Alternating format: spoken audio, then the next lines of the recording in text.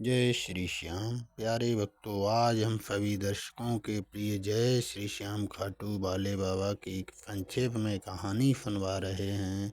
आइए सुनते हैं और आनंद लेते हैं। खाटू श्याम मंदिर सीकर राजस्थान में स्थित है। खाटू श्याम का इतिहास बहुत प्राचीन है। आज से लगभग 1000 वर्ष पूर्व में इस मंदिर का निर्माण हुआ था। सीकर जिला मुख्यालय से 43 किलोमीटर दूर खाटू नामक गांव में बाबा खाटू श्याम का प्राचीन मंदिर है। इस मंदिर में भगवान श्री कृष्ण और बर्बरीक की पूजा होती है। खाटू श्याम में बर्बरीक का सिर है, जिसे बर्बरीक ने भगवान श्री कृष्ण के कहने पर दान कर दिया था। कलयुग में खाटू श्याम को श्री कृष्ण का अवतार माना जाता है। खाटू श्याम को हारे का सहारा कहा जाता है, क्योंकि जिसकी मनोकामना कहीं पूरी नहीं होती उसको श्याम बाबा पूरी करते हैं। इस वीडियो में हम आपको खाटू श्याम का इतिहास, कहानी, कथा और खाटू श्याम मंदिर कहाँ स्थित है इसकी पूरी जानकारी देंगे। खाटू श्याम का इतिहास महाभारत काल से है। ये पांडुपुत्र भीम के पौत्र थे, जिनसे खुश होकर भगवान श्री कृष्ण ने इनको कलयुग में अपने नाम से पूजनीय होने का आशीर्वाद दिया था। खाटू श्याम जी का नाम बचपन में बर्बरीक था। घर परिवार, माता पिता और गुरुजन सभी इनको बर्बरीक नाम से ही जानते थे। भगवान श्री कृष्ण ने इनको अपने घुंघरालू बालों की वजह से श्याम नाम दिया था। खाटू श्याम जी को श्याम बाबा, दीनों का नाथ, कलयुग का अवतार, शीश का दानी, खाटू वाला श्याम, हारे का सहारा, लकदातार, नील घोड़े का असवार, खाटू नरेश आदि नामों से भी जाना जाता है। खाटू श्याम को मोरवी नंदन भी कहा जाता है। खाटू श्याम जी की कहानी की शुरुआत मध्यकालीन महाभारत से शुरू होती है। बलवान भीम के पुत्र का नाम था घटोत्कच। घटोत्कच का विवाह दैत्य राजा मूर की पुत्री कामक कंटकटा, जिसे मौरवी के नाम से भी जाना जाता है, के साथ हुआ था। मौरवी और घटोत्कच ने एक पुत्र को जन्म दिया, जिसका नाम था बर्बरीक।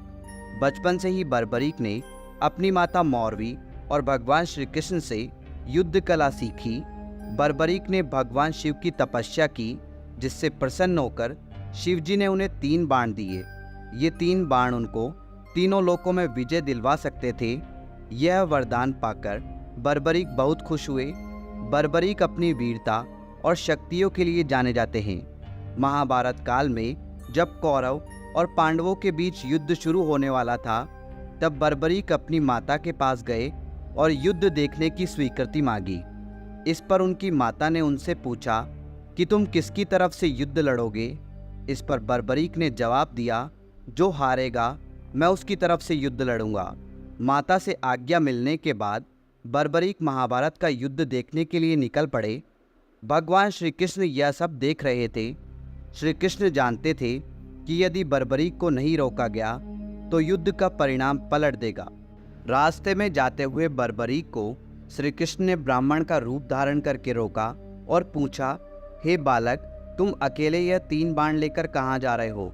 तब बर्बरीक ने जवाब दिया कि मैं महाभारत का युद्ध देखने जा रहा हूँ और इस युद्ध में जो हारेगा मैं उसका साथ दूंगा।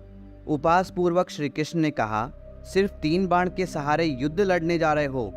इनसे तो 3 सैनिक भी नहीं मरेंगे।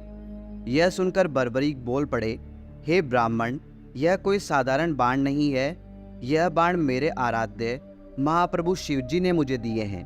3 बाण तो क्या, सिर्फ एक बाण एक पल में युद्ध को खत्म कर देगा। हालांकि यह बात श्री कृष्ण पहले से जानते थे। बर्बरीक को रोकने के लिए श्री कृष्ण ने उनकी परीक्षा ली।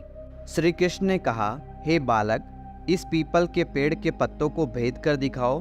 तभी बर्बरीक ने एक बाण निकाला और अपने आराध्य का ध्यान करते हुए बाण छोड़ा, जो पीपल के पेड़ के सभी पत्तों को भेदता हुआ निकल गया। बर्बरीक ने ब्राह्मण से पूछा, आप कौन हो और मुझसे क्या चाहते हो?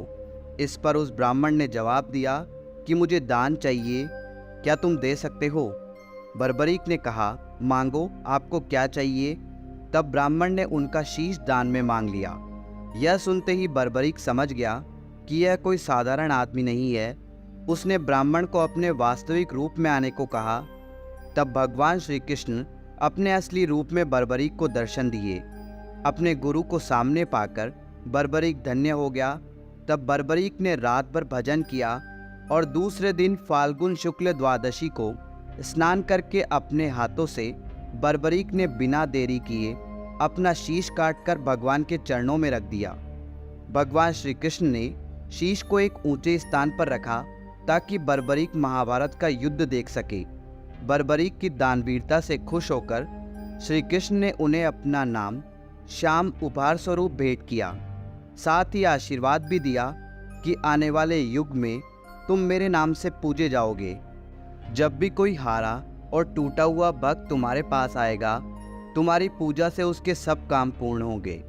श्री कृष्ण ने बर्बरीक के सिर को एक ऊंचे स्थान पर रख दिया। आज विश्वविख्यात खाटू श्याम मंदिर उसी स्थान पर बना हुआ है जहां पर उनका कटा हुआ सिर रखा गया था। तो यह है खाटू श्याम जी की बेहद अद्भुत कहानी। खाटू श्याम का महत्व कलयुग के साथ साथ बढ़ेगा, क्योंकि भगवान श्री कृष्ण ने इनको आशीर्वाद दिया था कि जैसे जैसे कलयुग बढ़ेगा तुम्हारा यश और लोगों की आस्था बढ़ेगी।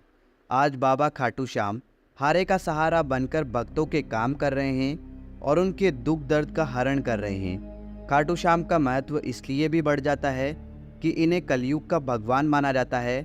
आस्थावान लोगों के हर काम होते हैं और ऐसा कहा जाता है कि जो व्यक्ति अपने जीवन में अपने दुखों और कष्टों से घिरा हुआ है, अपने जीवन में हार मान चुका है, उसे एक बार अवश्य खाटू श्याम जी की शरण में जाना चाहिए।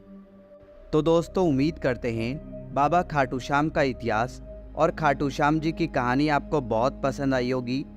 कमेंट बॉक्स में खाटू श्याम धणी की जय लिखकर कमेंट जरूर करें। जय श्री श्याम खाटू वाले बाबा की जय।